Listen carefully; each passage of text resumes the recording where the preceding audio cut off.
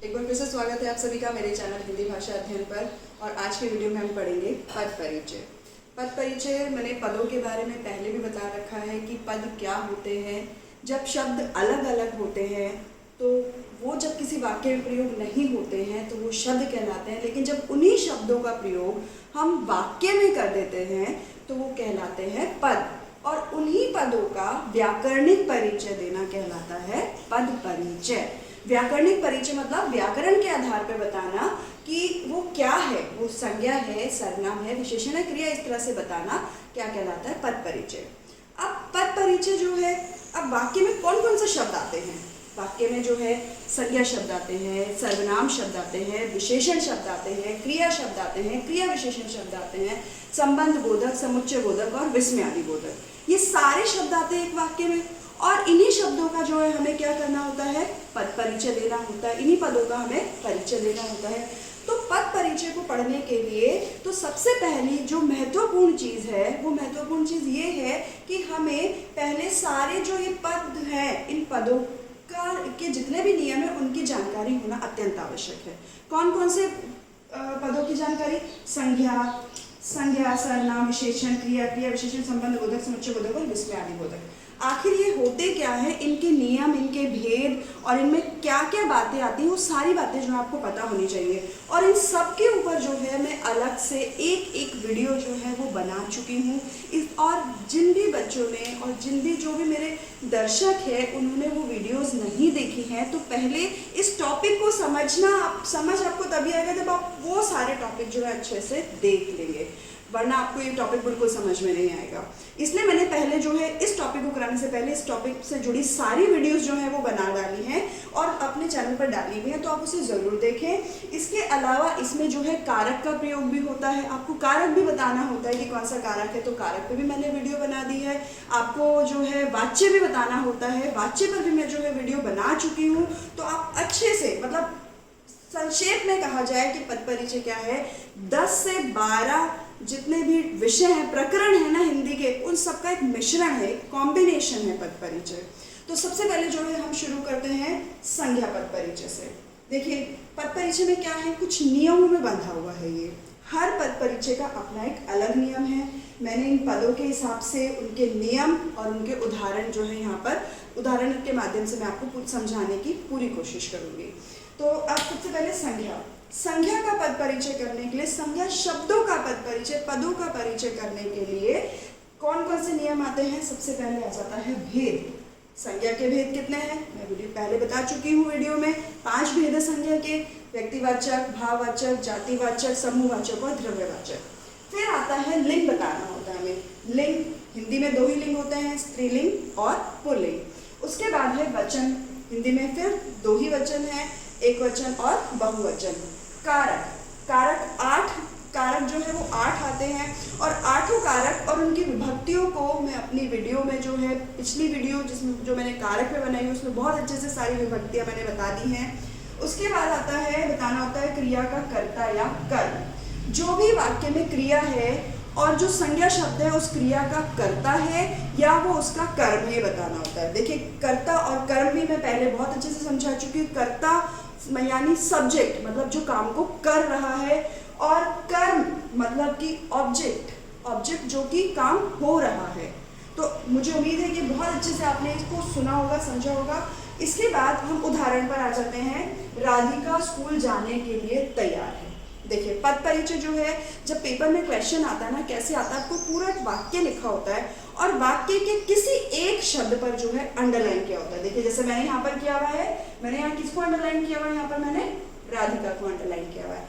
अब राधिका क्या है, राधिका संज्ञा शब्द है। तो संज्ञा शब्द है, इसका नियम है। पेपर में ऐसा नहीं होगा, अभी तो मैं सामने मैंने उदाहरण लिखे हुए हैं कि संज्ञा का नियम चल रहा है तो ऑब्वियसली संज्ञा का उदाहरण है, लेकिन पेपर में तो मिक्स आता है। तो आपको ये सारी पहचान करने के लिए सारे पदों के नियम और इनके बारे में डिटेल जानकारी अच्छे से होनी चाहिए। और राधिका स्कूल जाने के लिए तैयार है, कौन सी संज्ञा है ये, व्यक्तिवाचक संज्ञा। व्यक्तिवाचक संज्ञा क्योंकि नाम आ गया। राधिका क्या है, एक नाम है और नाम क्या है, व्यक्तिवाचक संज्ञा है। अब इसके बाद देखिए मैंने नियम में बताया, भेद बता दिया हमने। उसके बाद मैंने नियम में बताया है कि लिंग बताना है। देखिए राधिका नाम से पता चल रहा है क्या है, राधिका स्त्रीलिंग। उसके बाद में वचन बताना है। अब राधिका अकेली है, वचन भी पता चल रहा है हमें, कौन सा वचन है, एक वचन। उसके बाद में हमें क्या बताना है, ये क्रिया का कर्ता है या कर्म है। वाक्य में देखिए राधिका क्या है, कर्ता है, कार्य को कर रही है तो ये कर्ता है। और इसके अलावा कौन सा कारक हुआ, कारक भी कर्ता हुआ, क्योंकि देखिए सभी कारकों की अपनी एक अलग पहचान है। सिर्फ एक कर्ता कारक ऐसा होता है जब कोई विभक्ति चिन्ह नहीं होता है। देखिए राधिका के साथ में आप देख रहे हैं कोई विभक्ति चिन्ह नहीं है। कर्ता कारक में जब कोई विभक्ति चिन्ह नहीं होता है तो वहां इसका मतलब है कि ने का एक अनुपस्थित तौर पर जो है वो प्रयोग हुआ है, मतलब ने वहां है परंतु वो हिडन है, छिपा हुआ है। तो यहाँ पर क्या है, कर्ता कारक। बाकी सारे कारक में अपने विभक्ति चिन्ह होंगे तभी वो कारक आएगा, अन्यथा वो कारक नहीं आएगा। तो राधिका कर्ता कारक है यहाँ पर। उसके बाद क्रिया शब्द कौन से, वाक्य में क्रिया शब्द ढूंढेंगे हम। देखिए क्रिया शब्द क्या है, तैयार है। तैयार है जो है क्या है, हमारा क्रिया शब्द है। तो क्रिया क्या है, यहाँ पर हमने लिख दिया क्रिया, तैयार है क्रिया। उसके बाद हमें बताना है कि ये कर्ता है या कर्म, तो ये कर्ता, ठीक है। और इसके बाद में जो है सर्वनाम पद परिचय की। देखिए सर्वनाम में क्या होता है, सर्वनाम और संज्ञा के नियम बिल्कुल सेम है, बिल्कुल सेम है। क्यों, क्योंकि सर्वनाम शब्द कौन से होते हैं, जो संज्ञा के स्थान पर प्रयोग होते हैं वही शब्द जो है सर्वनाम कहलाते हैं। और इन दोनों के नियम भी जो है वो समान है, लेकिन सर्वनाम के लिए समान नहीं है, क्योंकि सर्वनाम के 6 भेद हैं, जिसमें पुरुषवाचक, निश्चयवाचक, अनिश्चयवाचक, प्रश्नवाचक, संकेतवाचक और निजवाचक। ये 6 भेद हैं सर्वनाम के। और उसके आधार पर जो है हम यहाँ पर पद परिचय करेंगे। उदाहरण समझ लेते हैं हम, क्योंकि ये तो सेम है नियम। भेद है, लिंग है, वचन, कारक, क्रिया का कर्ता या कर्म, ये बिल्कुल संज्ञा जैसे नियम है। तो हम उदाहरण पर आ जाते हैं। उदाहरण है, आप कब तक घर पहुंच जाएंगे। आप कब तक घर पहुंच जाएंगे उदाहरण है। इसमें क्या है, आप पर अंडरलाइन है। आप देख रहे हैं किस पर अंडरलाइन है, आप पर। आप पर अंडरलाइन है। अब आप क्या है, पुरुषवाचक सर्वनाम। अगर आपने सर्वनाम अच्छे से पढ़ा हुआ तो आप देखते ही पहचान जाएंगे कि पुरुषवाचक सर्वनाम है। पुरुषवाचक सर्वनाम के भी 3 भेद होते हैं, जिसमें उत्तम पुरुष, मध्यम पुरुष और अन्य पुरुष। तो उत्तम पुरुष जिसमें हम किसके लिए शब्दों का प्रयोग करते हैं, अपने लिए। मध्यम पुरुष जिसमें हम सामने वाले के लिए शब्दों का प्रयोग करते हैं। तो आप देखिए यहाँ पर आप क्या है, आप हम सामने वाले के लिए प्रयोग कर रहे हैं शब्द का। इसका मतलब ये क्या हुआ, पुरुषवाचक सर्वनाम। और पुरुषवाचक में कौन सा पुरुष है, ये मध्यम पुरुष। उसके बाद है ये, देखिए आप कब तक घर पहुंच जाएंगे। लिंग का कैसे, पहुंच जाएंगे या पहुंच जाएंगी। तो जाएंगे अगर होता तो यहाँ पर स्त्रीलिंग होता, लेकिन जाएंगे शब्द आ रहा है, इसलिए यहाँ पर क्या आया है, पुल्लिंग आया है। उसके बाद में देखिए एक ही व्यक्ति की बात हो रही है, कोई आप कहकर एक ही से बात कर रहा है, इसलिए यहाँ पर जो आया है एक वचन। और फिर से देखिए आप यहाँ पर आप अंडरलाइन है और आपके साथ में कोई भी विभक्ति चिन्ह नहीं लगा हुआ, इसका मतलब अंडरस्टूड है कि यहाँ पर कौन सा कारक है, कर्ता कारक। इसके बाद में हम क्रिया शब्द ढूंढेंगे। क्रिया शब्द को ढूंढकर छांटकर एज इट इज हमें यहाँ लिख देना है। और पद परिचय ऐसे ही करना है पेपर में भी, जैसे मैं यहाँ पर लिखकर दिखा रही हूँ कि ये अंडरलाइन है, उसके बाद में आपको सीधा इस तरह से कॉमा डाल डाल के पद परिचय लिखते जाना है। सिमिलरली ऐसे ही आपको पेपर में सर्वनाम में, संज्ञा में ऐसे ही करते जाना है और सब में ऐसे ही करना है। तो पुरुषवाचक सर्वनाम मध्यम पुरुष, पुल्लिंग, एक वचन, कर्ता कारक हो गया। क्रिया शब्द जो है पहुंच जाएंगे, हमने छांट कर जो है यहाँ पर लिख दिए। क्रिया शब्द पहुंच जाएंगे क्रिया। अब यहाँ पर भी देखिए कर्ता है या कर्म है, क्या है यहाँ पर भी ये कर्ता ही है, क्योंकि ये काम कर रहा है, ये कर्ता। और घर जो है वो क्या है, कर्म, क्योंकि घर पहुंचा जा रहा है, वो काम हो रहा है। इसके बाद अगला है विशेषण। अब विशेषण जो है, विशेषण का पद परिचय करने के लिए भी विशेषण के सारे भेदों का ज्ञान हमें अच्छे से पहले होगा, तो हम तुरंत वाक्य को देखते ही पहचान जाएंगे। विशेषण के थोड़े से जो नियम हैं वो अलग हैं। उसमें हमें सबसे पहला जो नियम है उसमें हमें भेद बताना होता है। उसके बाद 2 ठीक है, लिंग बताना है, वचन बताना है। मैं बता चुकी हूँ हिंदी में लिंग भी 2 ही है और वचन भी 2 ही है, स्त्रीलिंग पुल्लिंग और एक वचन बहुवचन। और विशेष्य बताना है। विशेष्य यानी जिसकी विशेषता बताई जा रही है। विशेषण संज्ञा सर्वनाम की जो विशेषता बताता है वो शब्द विशेषण कहलाता है, और जिसकी विशेषता बताई जा रही है किसकी, संज्ञा सर्वनाम शब्द की, तो वो कहलाते हैं विशेष्य। अब देखिए मोहन बाजार से 2 किलो फल लाया। मोहन बाजार से कितने फल लाया, 2 किलो।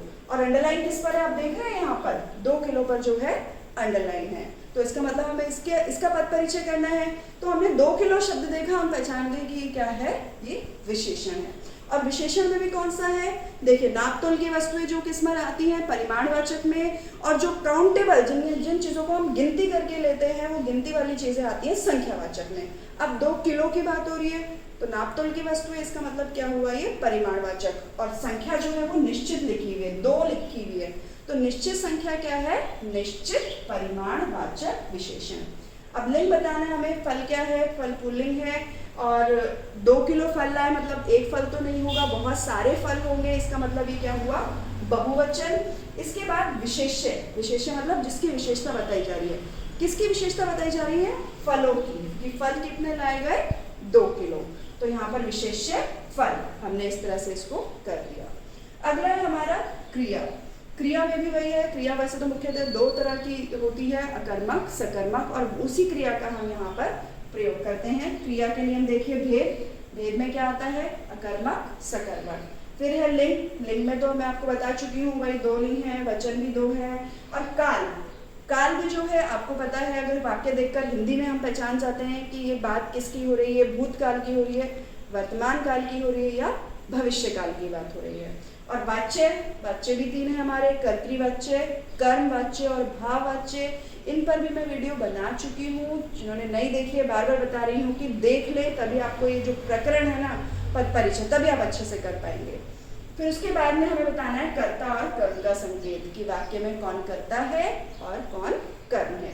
तो देखिए उदाहरण देखते हैं हम, रोहन कल रात देर तक पढ़ता रहा, अंडरलाइन है पढ़ता पर, देख रहे हैं आप लोग कि मोहन कल रात देर तक पढ़ता रहा, पढ़ता पर अंडरलाइन है। हमने पढ़ता शब्द देखा और हमने पहचान लिया कि ये कौन सा शब्द है, ये क्रिया शब्द है। और क्रिया शब्द है मतलब कौन सी क्रिया, वाक्य देखेंगे, वाक्य में देखिए मैंने क्रिया पहचानने के लिए भी आपको जो है अच्छे से एक वीडियो बना चुकी हूँ कि कैसे पहचानते हैं। तो ये अकर्मक क्रिया है, क्योंकि वाक्य में केवल एक संज्ञा शब्द का प्रयोग हो रहा है, ये अकर्मक क्रिया है। लिंग में रोहन की बात हो रही है, पुल्लिंग। उसके बाद वचन, क्योंकि सिर्फ रोहन एक है इसलिए एक वचन। और कल रात देर तक पढ़ता रहा, कल की बात हो रही है मतलब भूतकाल की बात हो रही है, तो काल कौन सा आ गया, भूतकाल। इसके बाद में है वाच्य, कर्तृवाच्य। कर्तृवाच्य क्यों, क्योंकि मैंने कर्तृवाच्य की भी पहचान वही बताई थी कि कर्ता के साथ या तो ने का प्रयोग होगा या नहीं होगा। कर्ता कौन है यहाँ पर, रोहन, कर्ता के साथ में कुछ भी नहीं लगा हुआ है, और कुछ भी नहीं लगा तो मतलब होता है कर्तृवाच्य। ने जो मैंने बताया कर्ता कारक में हिडन, यहाँ पर भी वही चीज आ जाती है, बार बार बता रही हूँ कि ने जो है वो हिडन होता है, तो कर्तृवाच्य जो है यहाँ पर आ जाएगा, क्योंकि भाववाच्य और कर्मवाच्य में तो से या के द्वारा लगा होता है, तो वो दोनों तो यहाँ है नहीं। इसके बाद हमें कर्ता और कर्म का संकेत बताना है। कर्ता कौन है यहाँ पर, रोहन है कर्ता, लेकिन कर्म कौन है यहाँ पर, कर्म तो है ही नहीं, क्योंकि अगर वाक्य की क्रिया जो है वो अकर्मक है, अकर्मक मतलब जहाँ कर्म नहीं है, तो कर्म कैसे हो सकता है। तो जिस वाक्य में कर्म नहीं होगा, यानी अकर्मक क्रिया वाला जो वाक्य होगा, उसमें हम कर्म लिख के अनुपस्थित लिख देंगे कि यहाँ कर्म है ही नहीं, क्योंकि क्रिया या कर्मक है तो कर्म अनुपस्थित अपने आप से होगा। ठीक है। इसके बाद है क्रिया विशेषण। क्रिया विशेषण में हमें सिर्फ 2 ही चीजें बतानी होती है, एक तो भेद, क्रिया विशेषण के 4 भेद है, जिसमें आ जाता है रीतिवाचक, परिमाणवाचक, स्थानवाचक, और इसमें 4 भेदों में जो है विशेष्य क्रिया बतानी होती है। विशेष्य क्रिया मतलब जिस क्रिया की विशेषता बताई जा रही है। तो किस क्रिया की विशेषता जो है यहाँ पर बताई जा रही है वो देख लेते हैं उदाहरण के माध्यम से। कल रात अचानक से तेज बारिश होने लगी। तो जो अचानक शब्द है इस पर अंडरलाइन है। अब इस अचानक शब्द को हम देखेंगे कि हमें 2 चीजें बतानी है। अचानक शब्द किस में आता है, जब मैंने क्रिया विशेषण कराए हैं तो उनके पहचान के शब्द बहुत अच्छे से अपने वीडियो में लिखवाए मैंने आपको। हर क्रिया विशेषण के अलग अलग पहचान के शब्द हैं। तो अचानक शब्द अगर आपने वीडियो देखी है तो आप तुरंत पहचान जाएंगे कि ये रीतिवाचक क्रिया विशेषण में आता है। तो रीतिवाचक क्रिया विशेषण। और दूसरी बात हमें बतानी है विशेष्य क्रिया। किस क्रिया की विशेषता बता रहा है ये अचानक, यहाँ पर होने लगी, क्योंकि बारिश होने लगी तो होने लगी विशेष्य क्रिया क्या है, यहाँ पर होने लगी। आपको 2 ही बातें बतानी है क्रिया विशेषण में कि एक तो रीतिवाचक क्रिया विशेषण, दूसरा विशेष्य क्रिया होने लगी। अगला है हमारा संबंध बोधक। संबंध बोधक मैंने बताया था जो संबंध स्थापित करे या स्थिति बताए, 2 काम करता है। या तो संबंध स्थापित करता है या वस्तु, व्यक्ति, किसी भी चीज़ की स्थिति बताता है। इसमें भी सिर्फ दो ही चीज़ें बता रही है। एक तो सीधा आपने संबंध बोधक देखा, क्योंकि उसके भी मैंने सारे शब्द लिखवा रखे हैं संबंध बोधक के। तो आपने संबंध बोधक देखा, आपने सीधा लिख दिया संबंध बोधक। और दूसरा, किन चीज़ों की वो स्थिति बता रहा है या संबंध स्थापित कर रहा है, वो आपको बताना होता है। तो उदाहरण देखते हैं। पुस्तक मेज के ऊपर रखी है। तो पुस्तक मेज के ऊपर रखी है, उदाहरण है, अंडरलाइन है के ऊपर। आपने देखा, तुरंत देखा, आपने देखा कि ये तो क्या है, संबंध बोधक है। आपने सीधा लिख दिया संबंध बोधक। उसके बाद में पुस्तक किसके बीच में संबंध स्थापित कर रहा है, पुस्तक और मेज।